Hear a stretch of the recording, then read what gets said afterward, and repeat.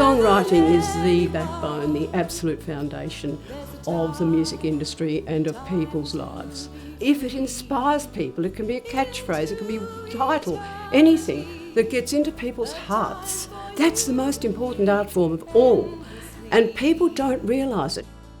I got a call from Judith about 18 months ago asking me to manage her. She was looking for somebody to pick up the ball and run because she wants to rule the world still. I had just at that time got all my old dats from America, and I hadn't listened to them since I came back in '96, and I'd just gone through all my old stuff, and I found a half a dozen Judith Durham tracks that I'd written with her when I first got back to Australia in '97, '98, around that time. So I took them over to Judith and I said, look, here's these 4, 5, 6 tracks. What other tracks have you got? And pitched the idea of putting out a record. She loved the idea. Particularly she loved it because it was her as a songwriter, because these were all songs that she had collaborated on. She's not just Judith Durham, the singer from The Seekers. She's also Judith Durham, a creator of music. There's no way. My mother tells me that the very first song I ever wrote was in fact when I was only about 2 years old, in the sense that a little song was in my head and she assumed that I must have made it up. Once I got a taste for writing songs, I'd be on the lookout for ideas. It might come from a line I'd read or somebody writing to me fan mail or something. It's from all sorts of different avenues, and I'm always on the lookout. Bringing this album together was a collaborative process, and obviously finding the tracks and deciding, that these will be the tracks for this album and what order are they going to go in. And then because most of them were recorded as demos, the next stage was handing them over to the wonderful Michael Cristiano, who's been Judith's long-time music producer, and he added his touch of sparkle and magic to the tracks.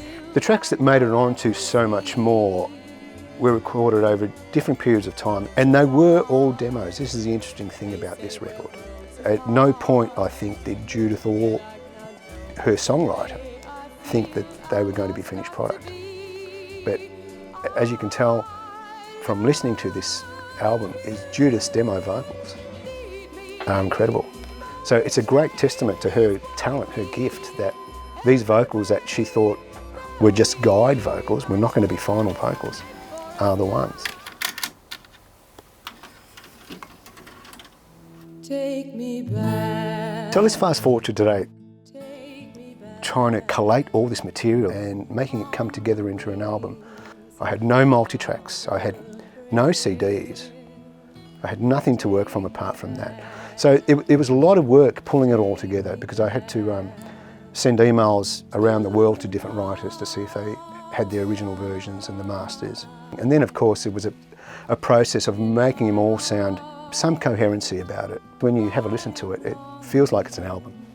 I think this new album has something for everyone. I think Judith Durham fans are going to be reassured that this is the Judith Durham that we all know and love, but there are some unexpected surprises on this album as well. I feel very blessed that this particular album is giving me avenue for things that I wasn't expecting to have. Luckily for me, I've lived this long. Turning 75 is quite a milestone in the sense that it's showing me that it was worth taking care of myself, so that I could keep living to find out what's around the corner, Is my life's like a jigsaw. This is what I find. All the pieces seem to come, and the longer I live, the more interesting the journey becomes. It's quite amazing. She writes from her heart to other people's, and I think that's why her songs connect with the fans. She is singular. There is only one, and it would be impossible to not recognise and feel and see and hear that with Judith Durham. My love, you are